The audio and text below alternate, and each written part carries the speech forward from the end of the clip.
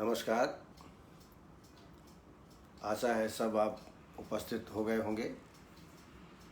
कल हम लोगों ने हाइपोगोनेडिज्म के बारे में चर्चा की थी। मेल हाइपोगोनेडिज्म, जब टेस्टोस्टेरोन की अल्पता हो जाती है, हीन योग हो जाता है, तो उस कंडीशन को हाइपोगोनेडिज्म कहते हैं। इसके बारे में कल हम लोग विस्तृत से चर्चा कर चुके हैं। आज शोथ रोग पर, ओडिमास पर चर्चा करेंगे। पहले कुछ प्रश्न ले लेते हैं। डॉक्टर रजनीश शर्मा,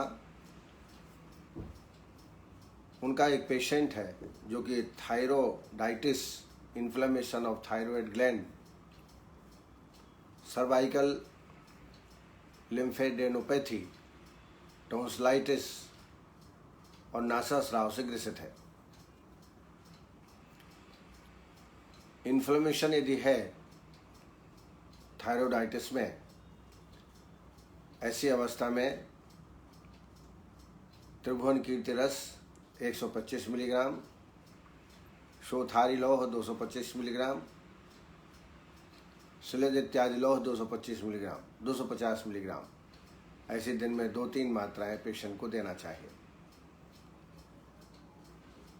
इसका लाभ सर्वाइकल लिम्फेडेनोपैथी में भी होगा। लिम्फेटिक जो बढ़ जाते हैं सर्वाइकल रीजन के, ऐसी अवस्था में वायविडंग, गिलोय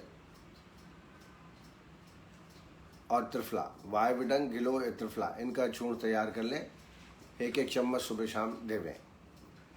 इसके अलावा कांचनाद गुल और योगराज गोक्षराज गुल 2-2 गोली दिन में 2 बार, तो जो लिम्फोडेनोपैथी है उसमें भी आराम मिलेगा।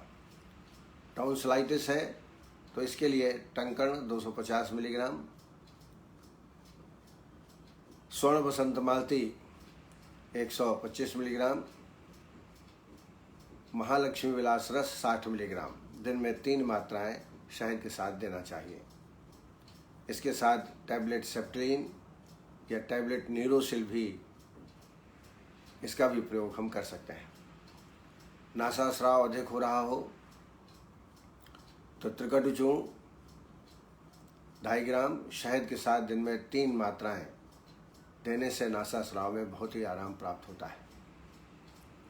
बहुत ही जीर्ण नासा स्राव हो तो अवपीड़न नस्य देना चाहिए। अवपीड़न नस्य वायविडंग, विडंग, शिग्रु और वचा, इनका बारीक चूर्ण तैयार कर लें। 2 चम्मच चूर्ण लेकर के थोड़ा पानी मिला के कल्कनुमा बना लें और रात्रि में रख दें। जिस दिन नस्य देना हो प्रातःकाल उसको मसल के छान लें। 6-6 बूंद की मात्रा अवपीड़न नस्य के रूप में देना चाहिए। लेकिन प्रारंभ में 2 स्नेहन नस्य देना चाहिए, स्नेह नस्य। उसके बाद तीसरे दिन अवपीड़न नस्य। स्नेह नस्य के रूप में अणुतेल 2 बूंद दीजिए पूर्व कर्म के रूप में, और प्रधान कर्म के रूप में शोधन नस्य का प्रयोग करें। इससे जो डिपॉजिट स्राव है वो सब बाहर निकल जाएगा और पेशेंट को अच्छी छींक आती है। इसमें जो लिम्फेटिक यदि बढ़े हुए हैं उसमें भी आराम प्राप्त होगा, थायरोडाइटिस में भी आराम प्राप्त होगा। तो ये ट्रीटमेंट आप कर सकते हैं। चंद्रकला पीजी, इन्होंने इंसीजनल हर्निया के बारे में पूछा है। 82 इयर्स ओल्ड पेशेंट है उनका। पहले समझ लीजिए कि इंसीजनल हर्निया है क्या। जब कहीं ऑपरेशन किया जाता है एब्डोमिनल में, जैसे सिजेरियन वगैरह हुआ, तो उसके बाद स्कार बच रहता है, और उस स्कार में, स्कार का जहाँ होता है वो पोजीशन, वो स्थान कमज़ोर होता है, पतला होता है, और उसकी वजह से पेट में स्थित जो ऑर्गन्स हैं, इंटेस्टाइन है, वो कई बार उस स्थान में उभर के आती हैं। उसको बोलते हैं incisional hernia. And incisional hernia is a protrusion of a tissue that form at the site of healing surgical scar। जो सर्जिकल स्कार है वो कमज़ोर होता है पहले से, और उसमें कोई भी टिश्यू प्रोट्रूजन के रूप में ऊपर आ सकता है, उसको बोलते हैं incisional hernia. This type of hernia accounts for 15 to 20% of all abdominal hernia. जितने भी एब्डोमिनल हर्निया हैं उसमें लगभग 15 से 20% इसी प्रकार का इंसिजनल हर्निया ही पाया जाता है। एब्डोमिनल हर्निया जैसे कि अम्बलाइकल रीजन में होता है, जिसको हम अम्बलाइकल हर्निया बोलते हैं, इंग्वाइनल हर्निया, इन सब में पहले से ही मांसपेशियां दुर्बल होती हैं और दुर्बल स्थान में जो एब्डोमेन में स्थित अंग हैं, इंटेस्टाइन आदि है, वो लटक जाती हैं, आ जाती हैं। इसी को बोलते हैं इंसिजनल हर्निया। इसमें एक बेल्ट आता है, वो बांधना चाहिए, नंबर 1।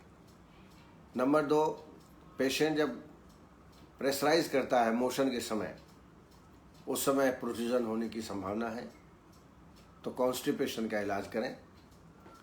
इसके लिए त्रिफला घृत 2 चम्मच भोजन के पहले दोनों टाइम, और रात्रि में सोते समय एरंड भ्रष्टरित की या त्रिफला चूर्ण 1 चम्मच रात को सोते टाइम दे दें, जिससे कॉन्स्टिपेशन पेशेंट में न रहे।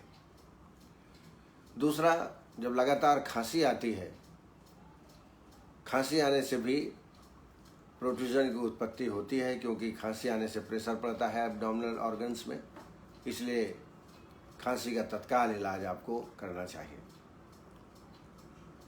वृद्धि वाटिका बटी 1 गोली आती है, 2 गोली सुबह शाम को देना चाहिए।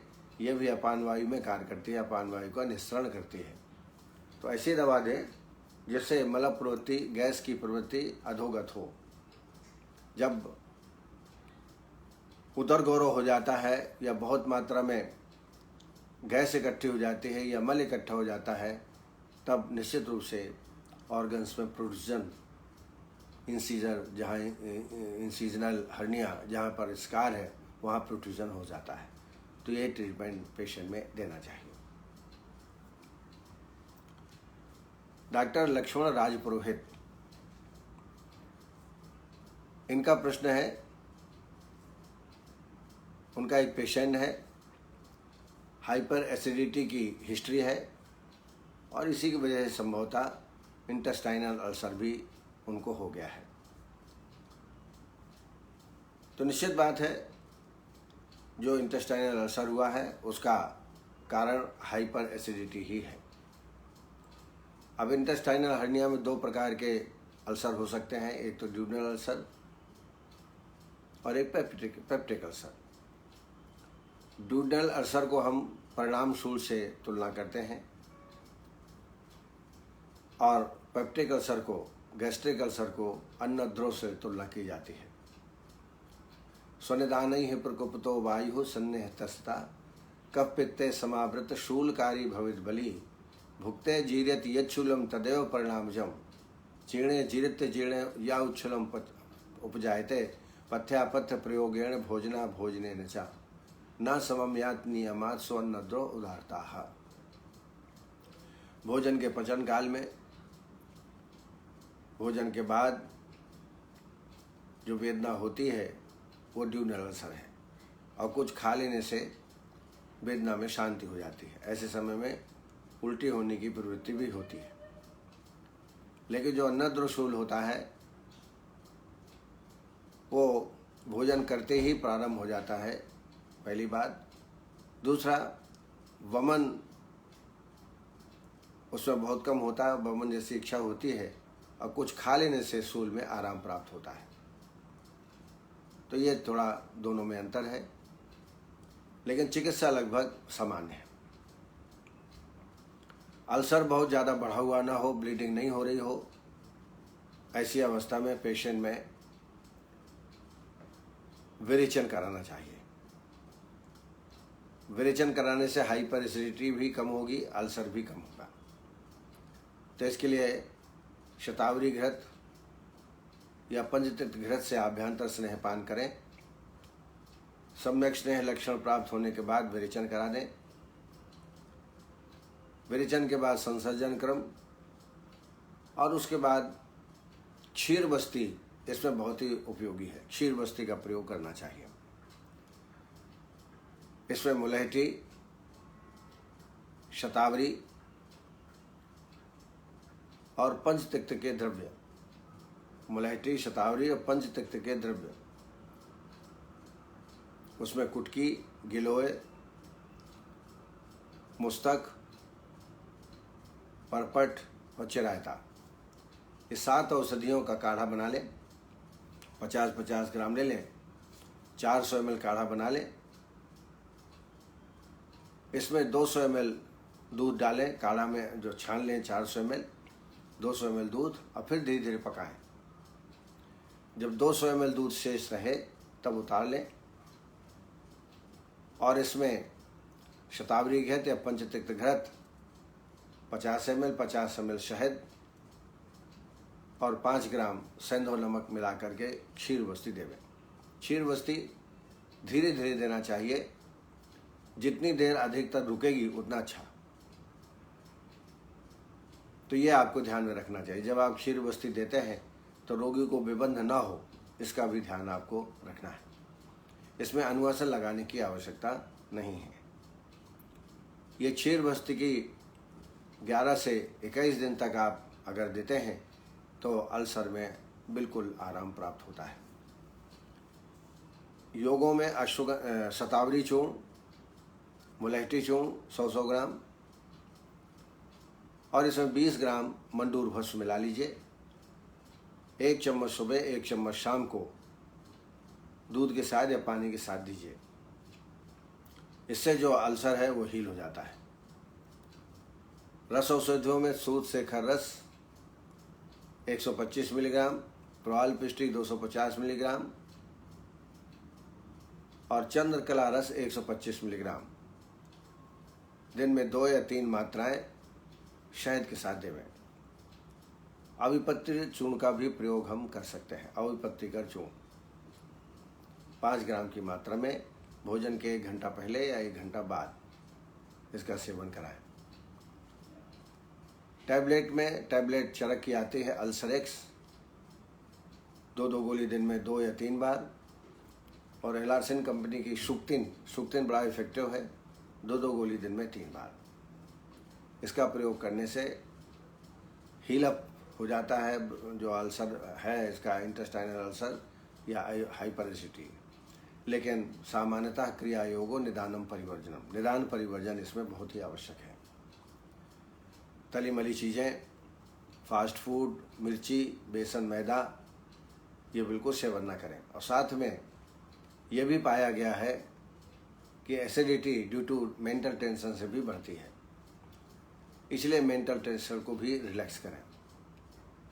और इसके लिए प्राणायाम का, मेडिटेशन का सहारा लें, एकाग्रता डेवलप करें।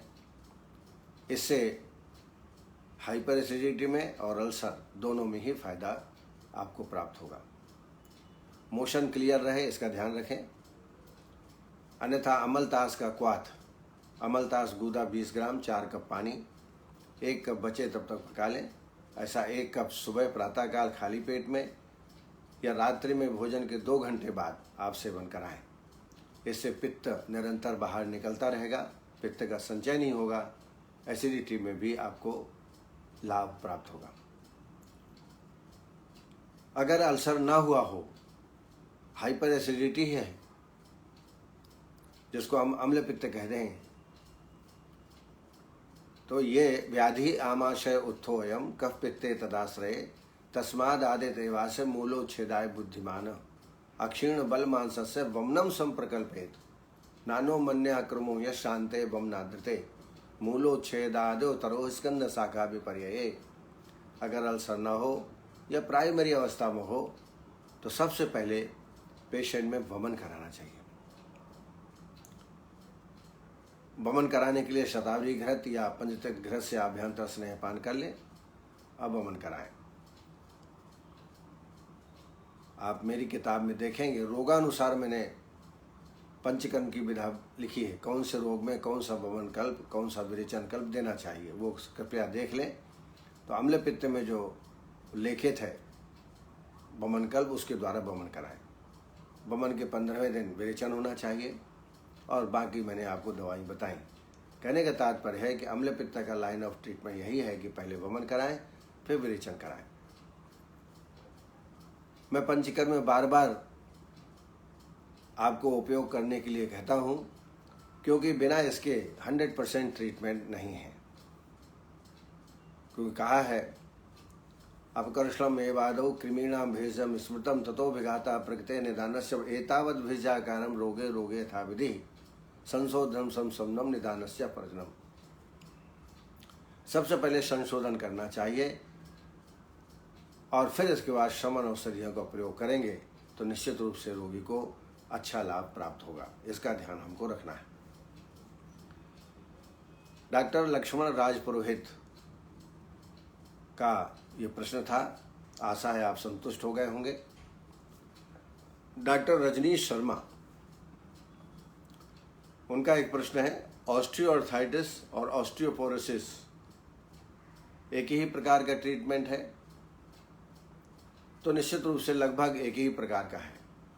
अंतर यह है, ऑस्टियोपोरोसिस में अस्थि क्षय होता है और ऑस्टियोआर्थराइटिस में साइनल फ्लूइड कम हो जाने के कारण घर्षण बढ़ जाता है और उसके वजह से कटकट की आवाज़ आती है। ऑस्टियोपोरोसिस में कटकट की आवाज़ आना आवश्यक नहीं है। ऑस्टियो और ऑस्टियोपोरोसिस दोनों में ही लगभग समान ट्रीटमेंट आयुर्वेद के अनुसार से दिया जाता है। दोनों में ब्रह्मण क्रिया, शोधन इसमें वर्जित है, शोधन नहीं कराना है। अनुवासन वस्ती भर हम दोनों क्रियाओं में दे सकते हैं मात्रा वस्ती के रूप में। निरूह वस्ती इन दोनों व्याधियों में नहीं देना चाहिए। और इसके अलावा पंचतिक्त घृत, पंचतिक्त से सिद्धित दुग्ध की क्षीर वस्ती, जैसा कि मैंने अभी बताया आपको, उसका प्रयोग ऑस्टियोआर्थराइटिस में बिल्कुल करना चाहिए। इसके अलावा जो मैंने जानुवस्ती, पत्रपिंड श्वेद, नाड़ी श्वेद आदि बताया है, वो दोनों व्याधियों में करना चाहिए, चाहे वो ऑस्टियोपोरोसिस हो या ऑस्टियोआर्थराइटिस हो। तो ट्रीटमेंट लगभग एक समान ही है। दीप्ति पाठरकर, उन्होंने बीपीएच में बार बार मूत्र प्रवृत्ति होती है, इसकी वजह से मात्रावस्ती का धारण नहीं हो पाता। तो अगर बीपीएच में आप मात्रावस्ती दे रहे हैं तो उसके साथ आपको लेखन वस्ती भी देना चाहिए। इसमें लेखन वस्ती काम करती है। लेखन वस्ती से पहले आप बीपीएच को थोड़ा ठीक कर लें। लेखन वस्ती में आपको मालूम है त्रिफला है, नागरमोथा है, गिलो है, सुंठी है और वायविडंग है। इनका काढ़ा 300 ml बना करके 50 ml गोमूत्र, 50 ml शहद, 10 ग्राम यवक्षार, 5 ग्राम सेंधव मिला करके वस्ती देवे। इसके अलावा तृणपंचमूल निरूह वस्ती, तृणपंचमूल निरूह वस्ती, ये भी प्रोस्टेट में बहुत ही लाभ प्राप्त करती है। इसके अलावा वरुणादि क्वाथ या वरुणादि क्वाथ की निरूह वस्ती, ये भी बीपीएच में बहुत अच्छा काम करती है। ये आपको सेवन ये कराना चाहिए ताकि बीपीएच कम हो जाए। और आप किसी अन्य रोग के लिए यदि दे रहे हैं तो बीपीएच का कंट्रोल करना बहुत आवश्यक है, तभी मात्रावस्ती रुकेगी। दूसरा, विबंध नहीं होना चाहिए। विबंध होता है तब भी अनुवासन वस्ती रुकती है, रुकती नहीं है, निकल जाती है। तो अगर रोगी में विबंध हो तो रात्रि में त्रिफला चूर्ण या हिरण्यभ्रष्ट हरितकी का सेवन कराएं, जिससे मोशन क्लियर हो और इसकी वजह से जब आप वस्ती देंगे, अनुवासन देंगे, मात्रा वस्ती देंगे तो रुकेगी, क्योंकि रुकना बहुत आवश्यक है। अनुवासन की परिभाषा ही बताई है, अनुवसन्नप्न दूष्यते अनुदेवतम दीयते इति अनुवासनम।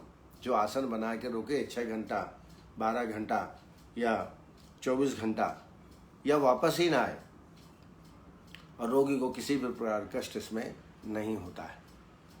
तो आप बीपीएच का ट्रीटमेंट पहले करना चाहिए। एक मैंने बीपीएच के लिए और बताया था, जो मक्का हम खाते हैं, मक्के भुट्टा मक्के का, उसमें अग्रभाग में बाल होते हैं, उन बालों को कलेक्ट कर लीजिए और जला दीजिए। और जलाने के बाद 1000 mg के कैप्सूल में इसको भर लीजिए। 2 कैप्सूल सुबह शाम का सेवन कराइए। इसमें बहुत ही अच्छा लाभ प्राप्त होता है बीपीएच में। बीपीएच का मतलब benign prostate hyperplasia, benign prostate hyperplasia, BPH. Doctor Nirmala स्वाल जो कि नेपाल से हैं, उनका एक प्रश्न है, बड़ा स्वाभाविक सा प्रश्न है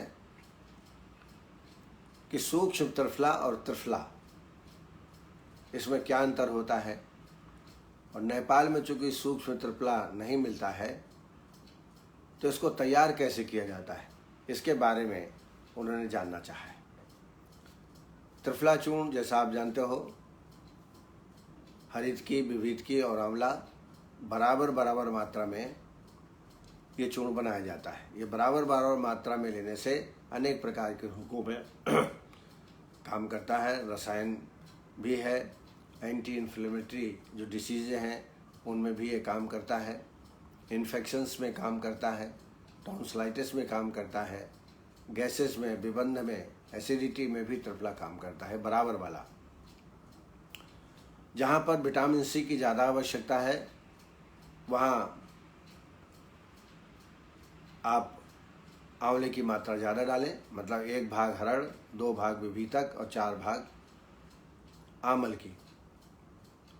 जहाँ पर मोशन लाने की, अनुलोमन कार्य की आवश्यकता है, वहाँ पर 1 भाग आंवला, 2 भाग विभीतक और 4 भाग हरड़, हरित की, ये डालें। और त्रिफला चूर्ण मल्टीपर्पज़ है, बहुत सारे रोगों में काम आता है। लेकिन इस त्रिफला चूर्ण को और बारीक कर दिया जाए और इसके साथ साथ कुछ मिनरल्स मिला दिए जाएं, सामान्यतः कजली मिलाई जाती है, और अच्छी इसकी घोटाई की जाए, इसी को हम सूक्ष्म त्रिफला कहते हैं। कुछ हर्बल, कुछ मिनरल ड्रग्स मिलाने पर सामान्यतः जो सूक्ष्म त्रिफला घनबटी मिलती है उसमें कजली मिलाई जाती है। मान लीजिए 100 ग्राम त्रिफला चूर्ण है तो उसमें 20 ग्राम कजली मिलाती हैं और बहुत अच्छी एक तरह घुटाई की जाती है। घुटाई करने के बाद इसके बट्टी भी बना सकते हैं। बाजार में भट्टी के नाम से, सूक्ष्म त्रिफला भट्टी, इसके नाम से डाबर भी बनाता है। और रससाला, पुणे में है रससाला, वो भी ये टैबलेट बनाती है। ये त्रिफला चूर्ण से बहुत ही एक्टिव है, बहुत अधिक कार्यकारी है। और ये ज़्यादातर जो हमारे शरीर में किसी भी प्रकार के इन्फेक्शन हो जाते हैं, एक्ने वल्गैरिस में बहुत ही लाभप्रद है, एक्जिमा में, दद्रु में, सोरियोसिस में भी ये बहुत ही लाभप्रद है। वायरल फेरिंजाइटिस, गले में बड़ी तकलीफ होती है, फीवर भी आ जाता है फेरिंजाइटिस की वजह से, उसमें भी ये बहुत ही लाभप्रद होती है। इसके अलावा टॉन्सिलाइटिस, स्टोमेटाइटिस में भी ये लाभप्रद है। कहने का तात्पर्य है कि इसमें यदि कजली मिला दी जाए, क्योंकि कजली स्वयं योगवाही है, कजली त्रिफला के गुणों को बढ़ा देती है। और कजली में हिमसल्फ, आप जानते हैं कजली में पारद और गंधक होता है और इसकी कजली बनाई जाती है। और ये कजली कई औषधियों में, कई रस औषधियों में पड़ती है। तो त्रिफला के साथ यदि इसको संयोग कर दिया जाए तो इसी को हम सूक्ष्म त्रिफला के नाम से जानते हैं। बाजार में मैंने जो बताया आपको, डाबर और रससाला, पूना की कंपनी है, वो वहाँ से प्राप्त कर सकते हैं। नहीं तो आप खुद बना सकते हैं। 100 ग्राम त्रिफला लीजिए, एकदम बारीक चूर्ण कर लीजिए और उसका 1/4 अर्थात 20 ग्राम के आसपास आप कजली डाल करके फिर उसको घुटाई कर लीजिए। तो चूर्ण के रूप में भी प्रयोग कर सकते हैं, चाहे तो आप इसकी बटी भी बना सकते हैं। अब आइए जो हमारे साथ चिकित्सक जुड़े हुए हैं, जैसे डॉक्टर निर्मला स्वाल, डॉक्टर उमेश घोटगे, आयुष दर्पण के doctor Naveen Joshi ji, Usha Tabhani ji, doctor Prakash Singh, doctor Harjeet Singh, doctor Mandeep Shukla, doctor Rohit Gurjar, वरिष्ठ चिकित्सक वंदना पाठक जी, डॉक्टर अरुण श्याम पांडे, वैद्य आरवी प्रजापति, डॉक्टर बलराज सिंह। इन्होंने कार्यक्रम की तारीफ की है और उनको प्रैक्टिस में बड़ा हेल्प मिल रहा है, बड़ी खुशी हुई है जान करके। Vikas Vishwakarma ji, doctor KN Gangwar ji, doctor Balwinder Singh Malik, doctor Harjeet Singh, doctor Jagpal Singh, doctor Manoranjan Sahu, doctor Neelam Shukla ji, doctor Chandrakala PG ji, Paresh Manya ji, doctor Prajagata Kulkarni, doctor Arun Sharma ji, Chaitanya Vaidya ji, doctor Anil Pandey ji, doctor Shailendra Thakur, doctor Manjushree Sahu, doctor Yogesh Mahajan, doctor Vinay Mittal, doctor Vikas Chaudhary, doctor Aniruddh Reddy, doctor Saloni Gupta, doctor Sanjay, doctor Shilpa Palaskar, doctor Amit Singh, doctor Ranjit Gupta और डॉक्टर सोनल पटेल, ये हमारे साथ इस कार्यक्रम में जुड़े हुए हैं। आपको सबको सादर अभिनंदन, सादर नमस्कार। अब आइए शोथ रोग के बारे में चर्चा कर रहे हैं। ओडिमास शोथ रोग स्वतंत्र व्याधि है। बृहत्त्रयी में इसका बहुत विस्तृत वर्णन उपलब्ध होता है और ये लक्षण के रूप में भी प्राप्त होता है, लेकिन इसकी विशेष संप्राप्ति होती है जिस अवस्था में दोष त्वचा व मांस का आश्रय ग्रहण कर उभार उत्पन्न करते हैं, जिसमें पाक की प्रवृत्ति नहीं होती है। ऐसे व्याधि को शोथ रोग कहा गया है। और इसके विपरीत इन्फ्लेमेशन होता है जिसमें पाक भी होता है। तो इन्फ्लेमेशन और शोथ में यही अंतर है। आइए निदानों पर चर्चा करें।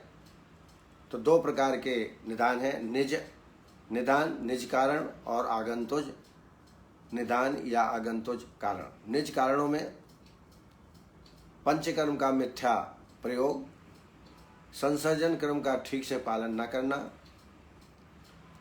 व्याधियों के उपद्रव स्वरूप शोथ की उत्पत्ति, वेग विधारण के कारण शोथ की उत्पत्ति, कुष्ठ, कंडू आदि कारण भी शोथ रोग उत्पन्न हो जाता है। आगंतुज कारणों में आघात लगना, कहीं पर चोट लगना शरीर में, भल्लातक या केवांच का स्पर्श होना, विषैले प्राणियों का स्वेद, मलमूत्र आदि के में संपर्क में आ जाना, विषजन वायु और अग्निदग्ध के कारण शोथ की उत्पत्ति होती है। एलोपैथिक कारण देखें, आधुनिक कारण क्या है? तो filaria, metastatic growth, sprain, fracture, cellulitis, boils, gout, carbuncle, venous thrombosis, varicose veins, इनके कारणों से भी शोथ रोग की उत्पत्ति होती है। आइए आयुर्वेदिक संप्राप्ति रोग की उत्पत्ति, पैथोजेनेसिस कैसे है वो समझ लें। स्वनिदान के सेवन करने से प्रकुपित वायु बाह्य शिराओं में जाकर कफ, रक्त व पित्त को दूषित कर देता है। ये दूषित दोष तथा मात्राधिक कफ, रक्त, पित्त वायु के मार्ग को रोक देता है। तब रुकी हुई वायु विसर्पण कर उससे इसको उत्पन्न करता है और इसी को हम शोथ रोग बोलते हैं। वायाः शरा प्राप्य यदा कफासर्क पित्तानि संदूषिते वायुः तैः बद्ध मार्गा सातदा विसर्पत्त लिंगम श्वेतम करति। उरा स्थितैः ऊर्ध्वम अधस्त वायु स्थान स्थैः मध्यगतैस्तु मध्ये सर्वांगगा सर्वांगतैः कुचित स्थैः दोषैः कुचिस्यात् श्वेतम तदख्याः। ये शोध की व्याख्या आचार्य चरक ने की है। इसके भेद दोषानुसार इसके 7 भेद हैं। निज शोध और आगंतुक शोध के हिसाब से 2 भेद बताए गए हैं। एकांग शोध और सर्वांग शोध, यह भी कहा है। एकांग शोध, सर्वांग शोध, अधरांग शोध और निज और आगंतुक शोध, इस प्रकार से विभेदन आचार्यों ने किया है। पूर्व रूप के रूप में ऊष्मा, जहाँ पर शोथ होता है वहाँ पर ऊष्मा की उत्पत्ति, दाह, तनाव, उत्सेद और अंग गौरव। ऊष्मा तथा स्यादवतु शिराण आयाम इत्योचा पूर्व रूपम।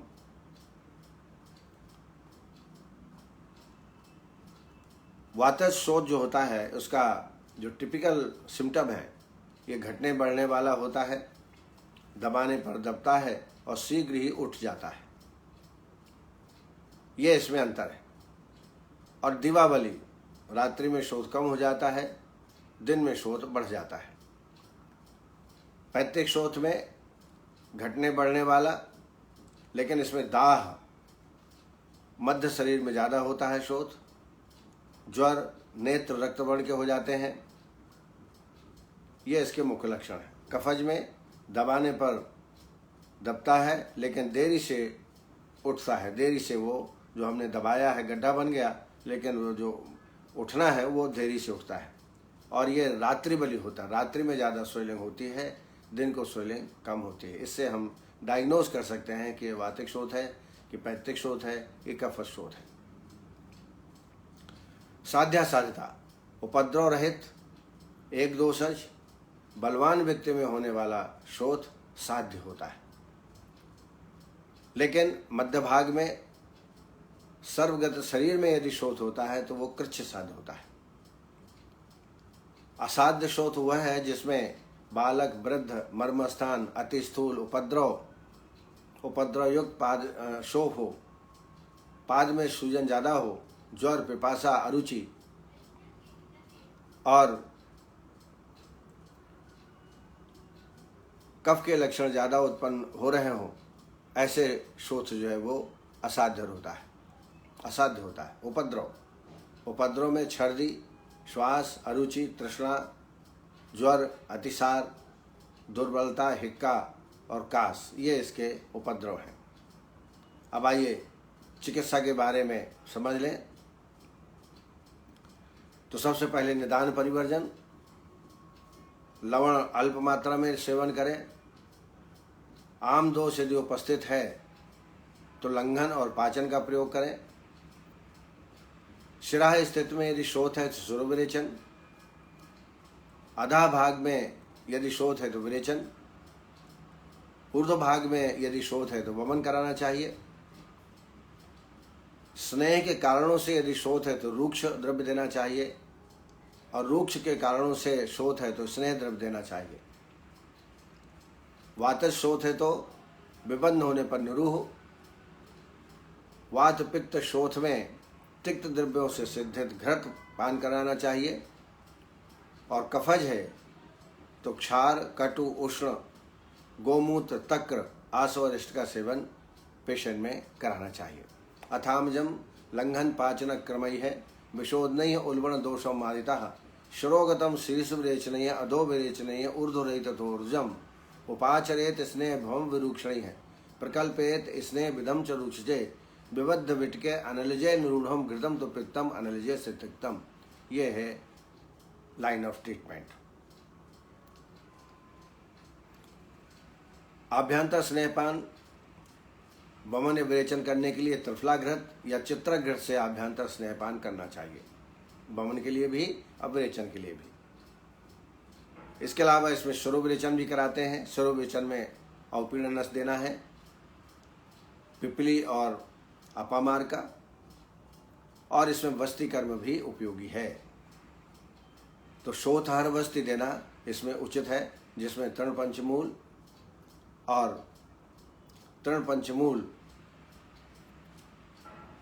और वरुणाधिक्वाथ इसकी आप निरूह देवें, इससे शोथ बड़ी जल्दी आराम होता है। एक और अनुभूति योग है गोमूत्र के साथ हरितकी का सेवन। गोमूत्र लगभग 50 ml और 5 ग्राम हरितकी, ऐसा खाली पेट में दोनों टाइम सेवन कराएं। इससे शोथ रोग में अच्छा लाभ प्राप्त होता है। इसके अलावा त्रिकटु, निशोथ, कुटकी चूर्ण, लोह भस्म।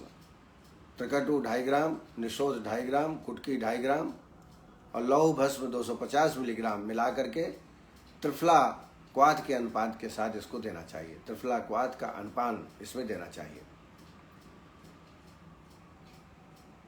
इसके अलावा एक और योग है हरड़, सौंठ, देवदारू। हरड़ 2.5 ग्राम, सौंठ 2.5 ग्राम, देवदारू 2.5 ग्राम। इनका कपड़ छोड़ तैयार करके 1-1 चम्मच दिन में 3 बार दें। यह भी शोथ रोग में बहुत ही लाभकारी है। शोथ में यदि अतिसार हो, ऐसी अवस्था में त्रिकटु 2.5 ग्राम, सौंचर नमक 500 मिलीग्राम मधु के साथ चटाना चाहिए। इससे अतिसार कंट्रोल होता है। सौंठ 2.5 ग्राम, चिरायता 2.5 ग्राम, दोनों को मिला लें। 1-1 चम्मच दिन में 3 बार गर्म पानी के साथ सेवन कराएं। अदरक गुड़, इसका सेवन कल्प विधि से करें तो यह भी बड़ा लाभप्रद है। जैसे पहले 2 ग्राम अदरक, 2 ग्राम गुड़, फिर 1-1 ग्राम बढ़ाते जाएं और 20 ग्राम तक बढ़ाएं। 20 ग्राम के बाद फिर घटाएं। ऐसा कल्प करने से शोथ रोग में बहुत ही लाभ प्राप्त होता है। शुद्ध शिलाजीत का प्रयोग 500 मिलीग्राम दुग्ध में घोलकर पिलाएं या त्रिफला क्वाथ के साथ देवें। शुद्ध शिलाजीत 500 मिलीग्राम त्रिफला क्वाथ के साथ दिन में 2 बार पेशेंट को दें। इसके अलावा पुनर्नवा मंडूर 250 मिलीग्राम, यवक्षार 250 मिलीग्राम, श्वेत परपटी 250 मिलीग्राम दिन में 2 या 3 मात्रा शहद के साथ देवें। इसके अलावा पुनर्नवाष्टक क्वाथ मधु के साथ सेवन करना चाहिए। पुनर्नवाष्टक क्वाथ 20 ml, शहद 20 ml दोनों को मिलाकर सेवन करें। रस औषधियों में शोथारी लौह 250 मिलीग्राम, शिलाज इत्यादि लौह 250 मिलीग्राम और श्वेत परपटी 250 मिलीग्राम, ये शहद के साथ दिन में 2-3 बार पेशेंट को सेवन कराएं। इसके अलावा गोक्षरादि गुग्गुलू, पुनर्नवादि गुग्गुलू 2-2 गोली दिन में 2 बार। आरोग्य वर्धनी का भी प्रयोग इसमें कराना चाहिए। पीने के लिए पुनर्नवा अर्क या मकोए का अर्क, इसको प्यास लगने पर पेशेंट को देना चाहिए। पानी कम से कम देना चाहिए। इसके अलावा फलत्रिकाधिक्वाथ, वरुणाधिक्वाथ, इनका भी प्रयोग आप करें। खाली पेट में दोनों टाइम करना चाहिए। वरुणाधिक्वाथ विशेष रूप से शोथ रोग के लिए है और ये बड़ा लाभकारी क्वाथ है। आश्वरिष्ट में पुनर्नवारिष्ट 4 चम्मच पानी भोजन के बाद आप सेवन कराएं। इसमें वर्धमान पिपली रसायन का भी प्रयोग बहुत ही उत्तम है। गोमूत्र सिद्धित पिपली का सेवन करना है। पहले दिन 1, फिर 2, फिर 3, फिर 4, फिर 5, ऐसा 10 तक बढ़ाएं और 10 के बाद फिर कम करें। ऐसे 2 या 3 आवृत्तियां करें और साथ साथ में दुग्ध की मात्रा भी बढ़ाते जाएं। मान लीजिए पहले दिन 1 गिलास पी लिया है तो दूसरे दिन 2 गिलास, फिर तीसरे दिन 3 गिलास, 4 गिलास, 5 गिलास, जितना भी पी सके। और आहार विहार और कोई खाना ऐसी अवस्था में वर्धमान पिपली रसायन में नहीं देते हैं। शास्त्रों में तो 1000 पिपली प्रयोग करने का उल्लेख है पिपली रसायन के रूप में, लेकिन वो संभव नहीं है। बहुत सारे व्यापद उसमें होते हैं। कर्म वृद्ध्या दशा हानि 10 पैपल्य के दिनम वर्धेत पैसा सार्धम तथैव आपने त्वापना जीर्णा जीर्णे च भुंजेत षष्टिकम क्षीर सर्वसा पिपली नाम सहस्त्र से प्रयोग रसायनम। तो आप गोमूत्र में सिद्धित पिपली का प्रयोग ही करें। प्रथम दिन 1, दूसरे दिन 2, ऐसा 10 बढ़ाते जाएं और फिर इसके बाद कम करें। ऐसा 3 आवृत आप करें, इससे शोथ रोग में बहुत ही श्रेष्ठ लाभ प्राप्त होता है। निदान परिवर्जन, जैसे मैंने पहले बताया, लवण का त्याग करना चाहिए या कम कर दें। तली मली चीज़ें, विरुद्ध आहार विहार का सेवन बिल्कुल नहीं करना चाहिए। अगर पथ्य का सेवन करके और ये ट्रीटमेंट देते हैं तो 100% शोथ रोग में आप विजय प्राप्त कर सकते हैं। इन्हीं शब्दों के साथ मैं अपनी वाणी को विराम देता हूँ।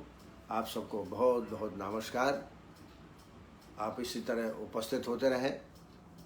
कल फिर हम इसी समय मिलेंगे, तब तक के लिए पुनः नमस्कार। जय आयुर्वेद।